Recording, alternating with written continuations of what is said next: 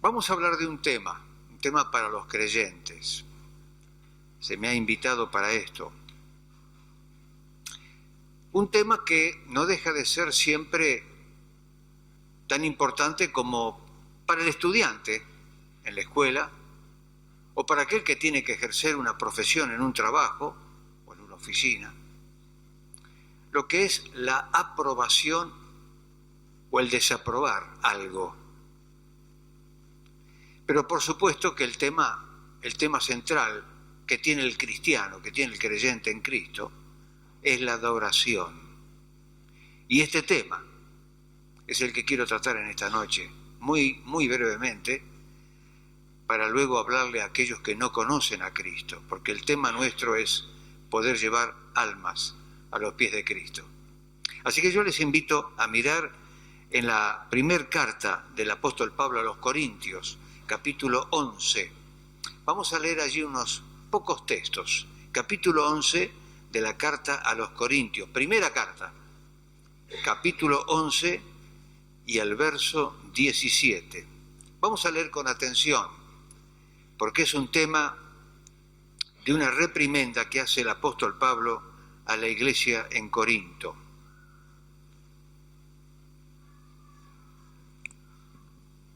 Dice allí, capítulo 11, primera carta de Pablo a los Corintios, verso 17. Pero al anunciaros esto que sigue, no os alabo, porque no os congregáis para lo mejor, sino para lo peor. Pues en primer lugar, cuando os reunís como iglesia, oigo que hay entre vosotros divisiones y en parte lo creo. Porque es preciso que entre vosotros haya disensiones para que se hagan manifiestos entre vosotros los que son aprobados. Cuando pues os reunís vosotros, esto no es comer la cena del Señor. Porque al comer cada uno se adelanta a tomar su propia cena y uno tiene hambre y otro se embriaga. Pues ¿qué? ¿No tenéis casas en que comáis y bebáis? ¿O menospreciáis la iglesia de Dios y avergonzáis a los que no tienen nada? ¿Qué os diré? ¿Os alabaré? En esto no os alabo. Dios bendiga su palabra en esta noche. Es llamativo ver cómo allí en el libro de Números, en el capítulo 10, aparece un tema que era para Moisés y para el pueblo de Israel. Dice allí en el libro de Números, Dios le habla a Moisés y le dice, tendrás que hacerte 2 trompetas de plata, obra de martillo, obra de un orfebre, alguien que va a hacer resaltar aquellas trompetas de una manera tal que van a servir para ser en función de la congregación. El tema era que la trompeta debía sonar en un momento determinado. Y dice Dios que cuando una trompeta sonaba, la convocatoria era para toda la congregación para adorar. Gran tema de la Biblia. Pero cuando sonaba la segunda trompeta, era congregarlos para la guerra. ¿Se entiende, no? La primera era para congregar, para adorar. Pero cuando sonaba la segunda trompeta, la cosa era diferente. Era para salir a la guerra. No cabe duda que Dios tiene principios que a veces son difíciles de poder entender. A ojos vista uno dice, bueno, qué lindo es poder entrar en el tema de la adoración. Pero esto es cuando el hombre de Dios, el creyente en Cristo, aquel que un día ha ido hasta la cruz del Calvario, por fe, ha recibido al Señor y sintió su culpabilidad, su pecado, y le ha pedido perdón al Señor, y forma parte de esta membresía, de este cuerpo místico que se llama la Iglesia, forma parte de lo que es primordial, adorar por sobre todas las cosas, adorar al Señor. Hemos perdido de vista el porqué de la adoración. Hemos perdido de vista, aunque este es un principio que debiéramos respetar no solamente todas las semanas, yo diría más, todos los días. Es llamativo cuando a veces pensamos que aquellas trompetas o aquella trompeta que sonaba era solamente para el pueblo de Israel. Debiera haber un sonido especial cada día, cada mañana, cada momento de nuestra vida, para que pudiésemos con nuestra mente, con nuestro corazón, así como lo dice el primer mandamiento, acercarnos al Señor y darle el lugar que le corresponde en nuestra vida. Estaba leyendo estos días y estudiando algunos pasajes del libro de Lucas. En el capítulo 11, el Señor Jesús está hablando de lo que es la lámpara que son nuestros ojos. Dice, cuando vuestra lámpara o vuestros ojos están con luz, todo tu cuerpo está en luz. Pero si tus ojos están en tinieblas, todo tu cuerpo está en tinieblas. Y ustedes saben, mis amigos, mis queridos hermanos, que el mundo está viviendo en las tinieblas de una manera tal que no puede entender, no puede comprender lo que significa acercarse al Señor para adorarle como Él merece. Por supuesto, el hombre natural, dice Pablo cuando le escribe a los Corintios en el capítulo 2, no percibe las cosas que son de Dios, porque para él son locura. Esta mañana estábamos leyendo en la Cena del Señor, en el capítulo 1 de 1 Corintios, justamente aquello que es locura para los que se pierden, que es la cruz. Locura, sí, es locura, pero más abajo dice que aún aquella locura es estupidez para los gentiles. La verdadera traducción es estupidez para los gentiles. El mundo hoy, frente a la palabra de Dios y frente a esto que es tan serio, se encoge de hombros y no le interesa. Pero bueno sería prestar atención por un momento, y hablo a mis hermanos, de lo que es primordial y debiera ser primordial en nuestra vida. Uno de los pasajes más claros que nos da luz al respecto es lo que encontramos en Efesios capítulo 1, entre los versos 11 y 12, donde el apóstol dice que en él, en el Señor Jesús, tuvimos herencia, a fin de que seamos para alabanza de su gloria. Si usted ha sido redimido por la sangre de Cristo, como quien les habla, usted es alguien que ha sido y es para alabanza de la gloria del Señor. Amén. El gran tema de la Biblia, un tema del cual no podemos esquivar. Y el apóstol Pablo justamente hace referencia de esto que es primordial. Ustedes saben que allí por los años 536 a.C., un hombre sintió este vivo deseo llamado Esdras de ir de nuevo al lugar donde estaba todo destruido.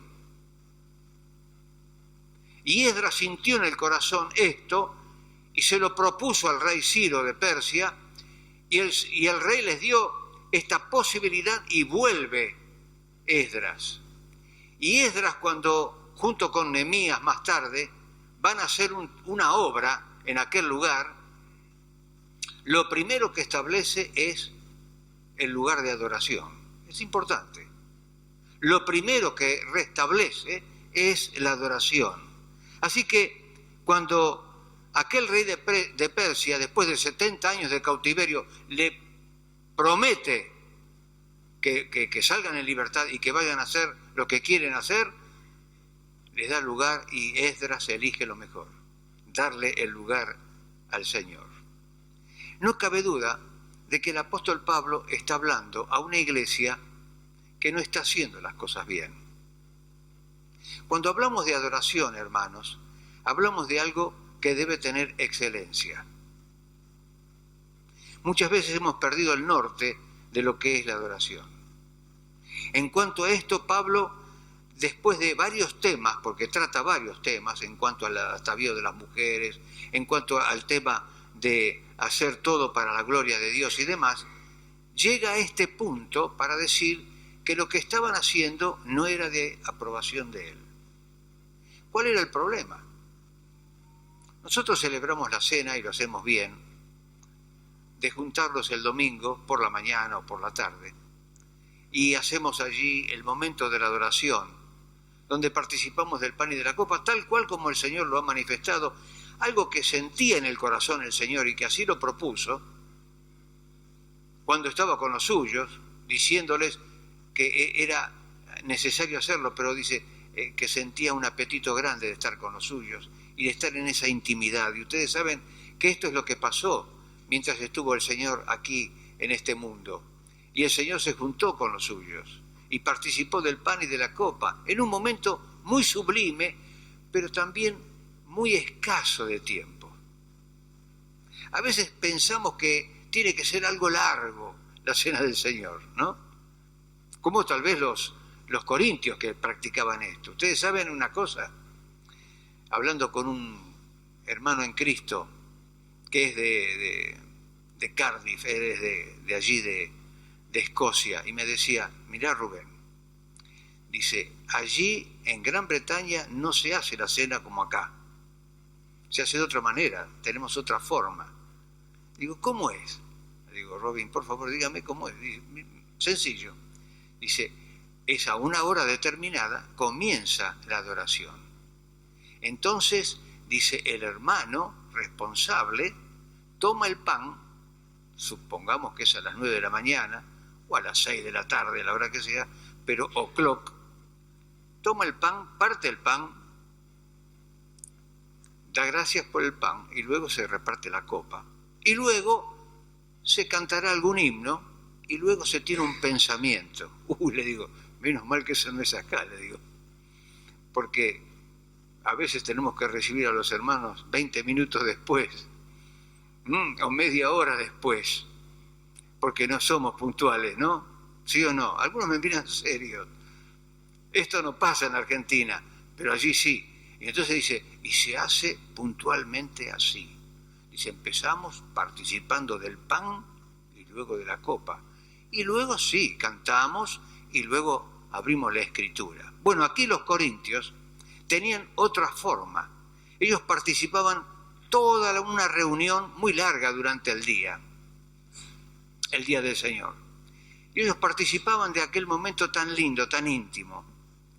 Pero llegaba el momento, después de haber estado juntos y después de haber cenado, habiendo comido y demás, participaban de la cena. ¿Qué era participar de la cena? Hacer lo mismo que hacemos nosotros, participar del pan y de la copa. Pero, parecía que algunos abusaban de esto y algunos se extralimitaban y no esperaban a otros.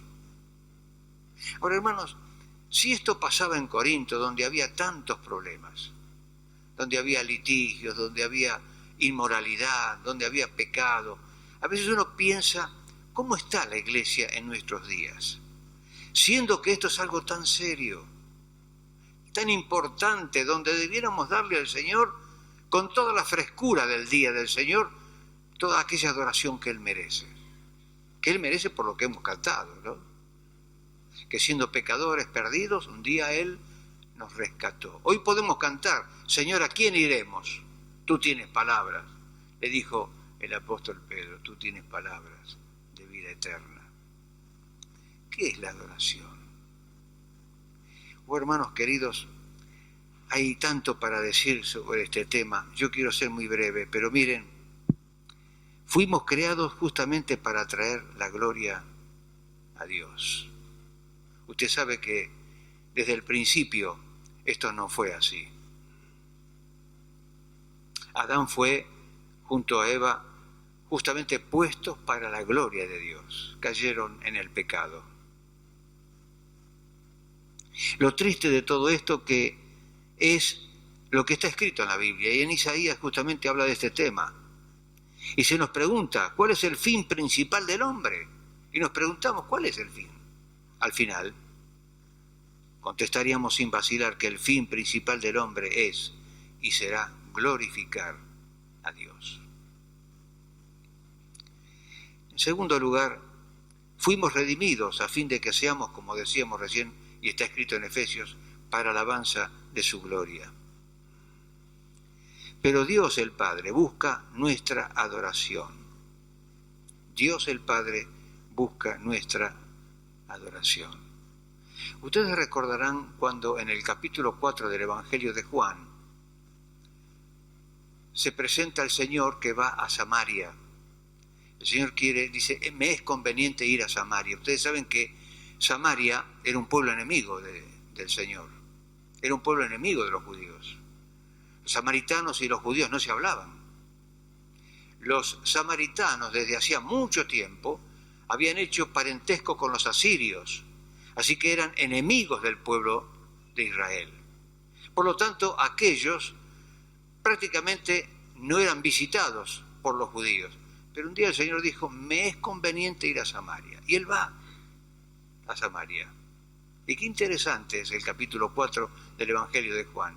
Fue hasta aquel lugar y se sienta en el pozo de Jacob. Allí aparece una mujer. Y una mujer con su vestimenta tal vez como buena samaritana. Pero el Señor con su vestimenta muy de judío. Y el Señor le dijo, ¿me das agua para beber? Qué historia linda, ¿no? Y dice que aquella mujer le dijo, ¿cómo tú me pides a mí de beber siendo judío a una samaritana? Y allí comienza el diálogo. Y el Señor le dice, si tú supieras quién te pide de beber, tú le pedirías agua, un agua que salte para vida eterna, donde nunca más tendrías sed. Señor, dame de esa agua. Bueno, ven con tu marido, trae a tu marido y ven acá. No tengo marido. Bien has dicho, porque el que ahora tienes no es tu marido. 5 maridos has tenido, y el que ahora tienes no es tu marido. Y cuando la mujer abre los ojos y ve que aquel es más que un profeta, va al pueblo y le cuenta a otros, encontré al Cristo, encontré al enviado de Dios. Qué lindo pasaje. ¿Y ustedes saben qué le dijo el Señor a esta mujer de Samaria? Dice el Señor, el Padre busca verdaderos adoradores que adoren al Padre en espíritu y en verdad. Yo nunca me olvido de este texto, porque allí en Lanús, donde me crié cuando era jovencito, había un hermano que siempre se levantaba a orar. ¿Y cómo terminaba con sus oraciones? De esta manera: Señor, tú buscas verdaderos adoradores que adoran al Padre en espíritu y en verdad. Tales adoradores busca el Padre que le adoren. Decía amén y se sentaba. me quedó grabado. Un hombre de Dios. Y mis queridos hermanos, a veces queremos decir palabras que no están dentro del contexto de lo que es una oración al Señor para adorarle. No busca el Señor las mejores palabras de nuestra parte. Busca un corazón grato, dispuesto para adorar. Nunca me olvido de un querido hermano que ya está con el Señor. Él se presentaba en la cena del Señor, puntual, llegaba allí a Loma Hermosa, y era un italiano muy, muy cerrado, no se le entendía muchas cosas, pero él se había convertido al Señor y era un férreo cristiano realmente maravilloso. Y este hombre se levantaba, después de pedir algún himno y demás, que a veces no se le entendía muy bien, pero él se paraba y empezaba bueno, yo digo a orar, pero él hablaba, y le contaba con sus palabras: tú sabes, Señor, que yo esta semana he tenido pruebas, y tenía unas pruebas tremendas, tenía una hija, pobrecito, que estaba sufriendo, estaba postrada en cama, hacía 23 años. Tú sabes, Señor, yo quisiera adorarte, pero con los ojos abiertos. Me extrañaba, porque yo un día levanté los ojos, no sabía si estaba orando o no, y lo vi que estaba mirando hacia el techo. Qué expresión, qué sentimiento, y le caían las lágrimas. Adoraba. ¿Qué será adorar? ¿Será que tengo que tener palabras rebuscadas, preparadas? Un día le dije a un hermano: querido hermano, no te escucho en la cena del Señor pedir un himno o levantarte para orar. Y no, dice, yo no tengo palabras, me dijo, no sé, soy corto, ¿no? Pero no hace falta. Le tuve que explicar que el Señor va a escuchar su corta oración, su gratitud. A veces pensamos que tenemos que tener una larga oración para decirle: Señor, te adoro, te doy gracias. Qué pocas palabras. Señor, gracias por esta hermosa salvación que me has dado. Amén. Y sentarme.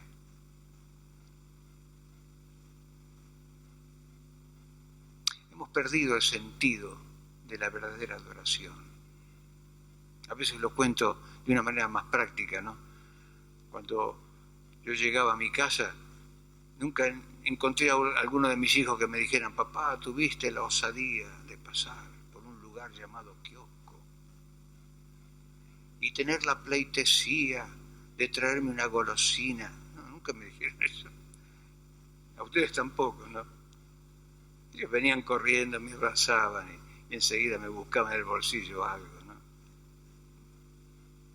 Gracias, papá, te quiero. Qué pocas palabras. El Señor sanó en aquel momento, entre otras cosas, ya que encontramos tantas cosas en la palabra. Sanó a aquellos leprosos. ¿Se acuerdan cuántos eran? Eran 10. ¿Cuántos volvieron? ¿Se acuerdan? ¿Cuántos? 1. Y el Señor preguntó: ¿y los 9?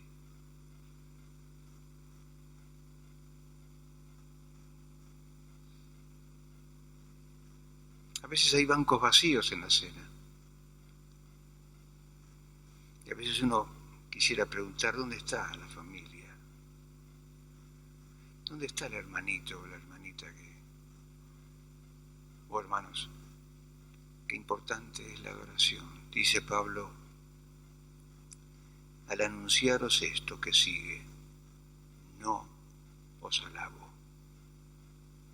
¿Cómo termina el texto que hemos leído? Dice: ¿os alabaré? No, en esto no os alabo. Cuando hay desorden, hermanos, no hay aprobación de parte, no solamente del apóstol Pablo, sino de Dios. Ahora viene bien la pregunta, ¿no? ¿Cómo debo o cómo puedo adorar? Bueno, una manera puede ser individualmente. Se debe incluir adoración en cada oración. Ustedes recordarán cuando el Señor recibió aquella pregunta: Señor, ¿cómo debemos orar? Enséñanos a orar. Bueno, yo voy a enseñarles a orar. Y ustedes se acuerdan de aquella oración: Padre nuestro que estás en los cielos, santificado sea tu nombre. ¿Cuántas veces lo hemos dicho? ¿Cuántas veces lo decimos? Ustedes saben que muy pocas veces yo lo he escuchado esto, pero qué bueno es poderlo decir todos los días.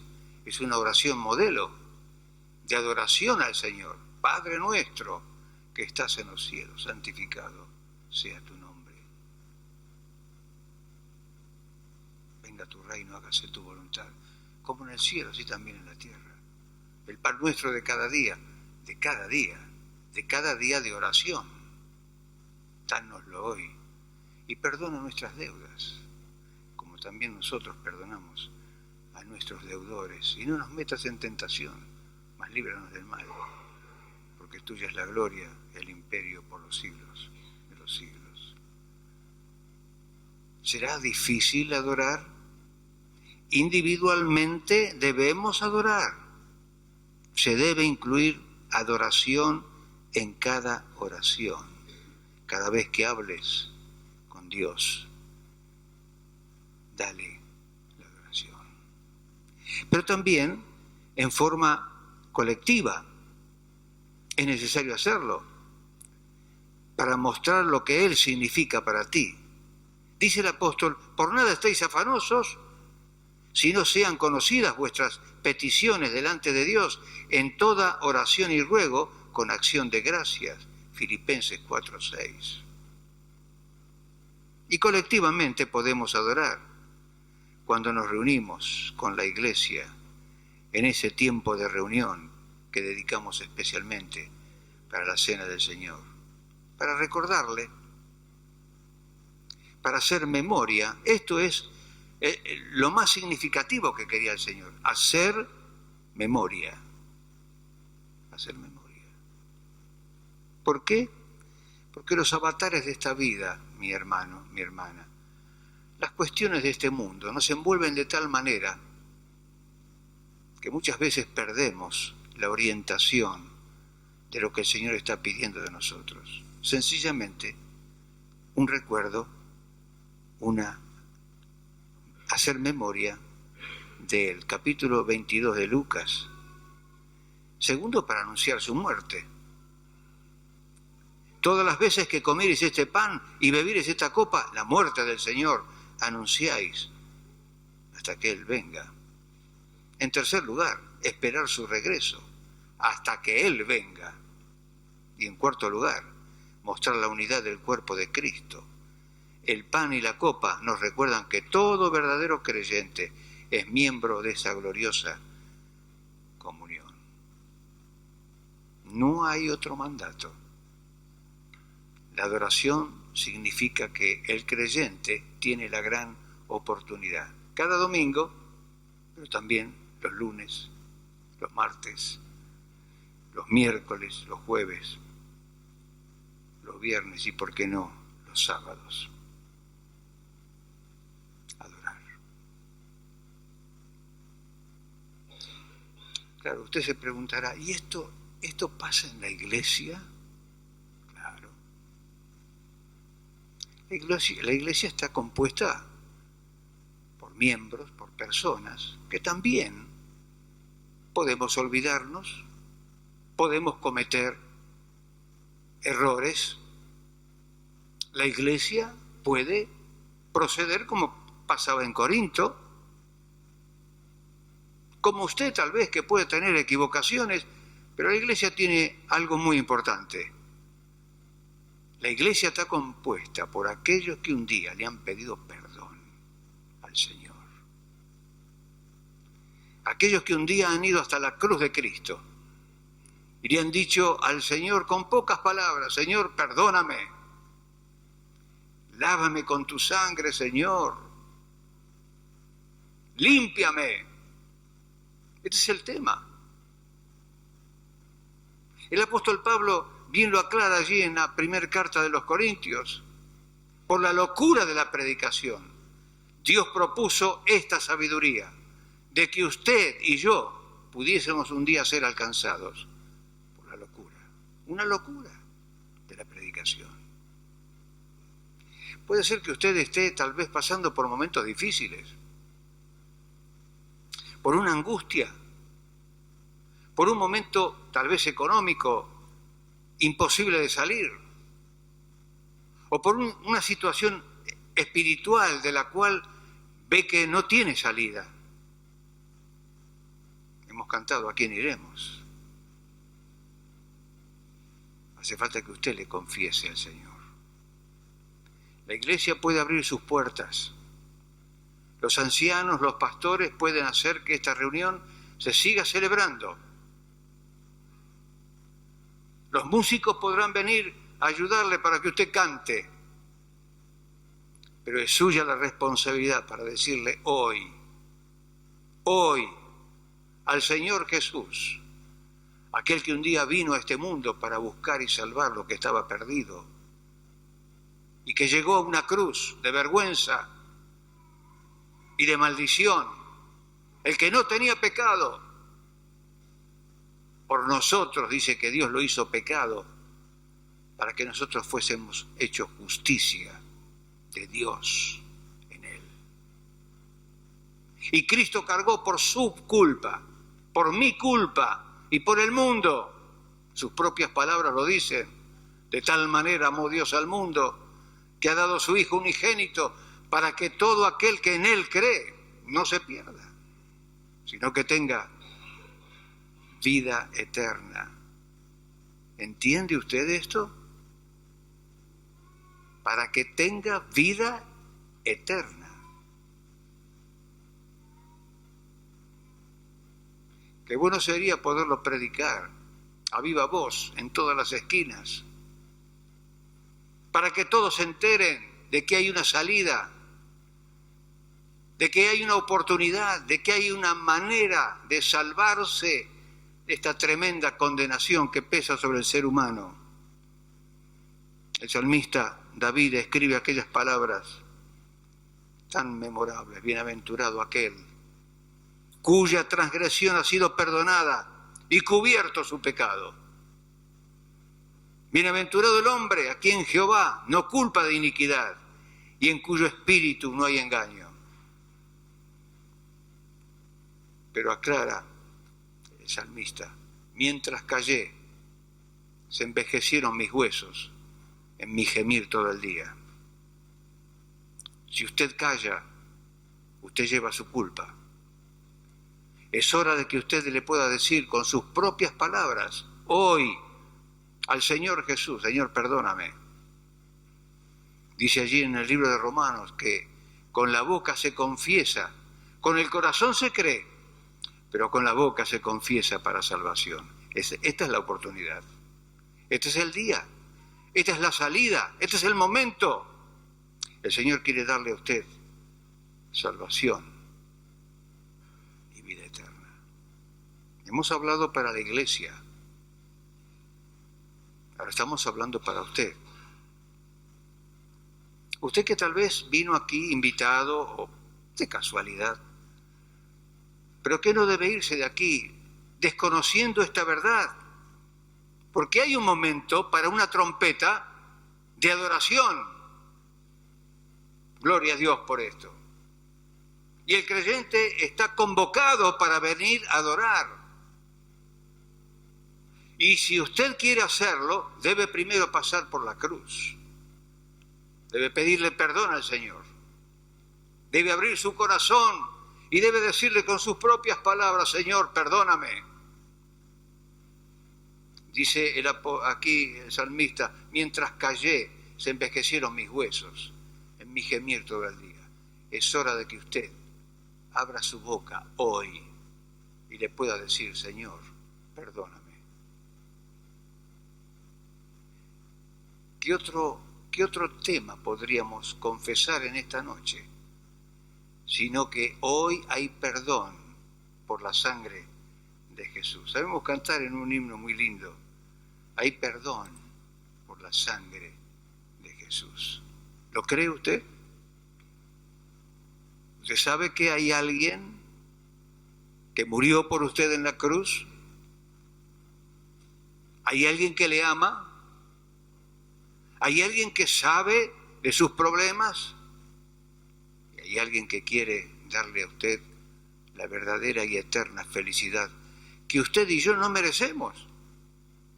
Seamos serios en esto. No lo merecemos, pero Dios lo ha hecho así. Ha hecho un plan de salvación perfecto. ¿Qué va a hacer usted, mi amigo, en esta noche? Hubo un mensaje para la iglesia, para recapacitar y para venir a adorar. Pero hay un mensaje para usted. Usted que todavía se encuentra fuera de las puertas de salvación. Hoy puede ser un gran día, como canta por allí Serrat. Hoy puede ser un gran día. El día que Dios preparó para que usted venga y escuche y pueda confesar a Cristo como Salvador. ¿Quiere hacerlo? Y por allí alguno va a preguntar, ¿y cómo lo hago? ¿Cómo tengo que hacerlo? Nunca me olvido de esa pregunta, porque una jovencita, me acuerdo, después de predicar el Evangelio, me dijo, yo quisiera, pero no sé cómo hacerlo. Bueno, tiene que usted decírselo. Usted tiene que abrir su boca y decirle, Señor, perdóname. Señor, límpiame con tu sangre. Señor, yo quiero ser un hijo tuyo, una hija tuya. Sus palabras. ¿Quiere hacerlo? Esta es la oportunidad. Y si usted quiere hacerlo en esta noche, yo le voy a invitar a que lo haga. Vamos a orar. Vamos a estar todos en oración. Una actitud de oración. La iglesia va a estar orando por usted. Todos vamos a estar orando por usted. Porque Dios quiere hacer una obra en su vida.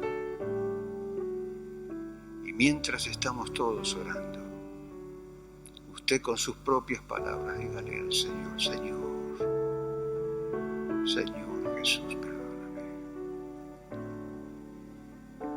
Sálvame. Límpiame. Quiero ser un hijo o una hija tuya. Te lo pido en el nombre, maravilloso nombre del Señor Jesús. Amén.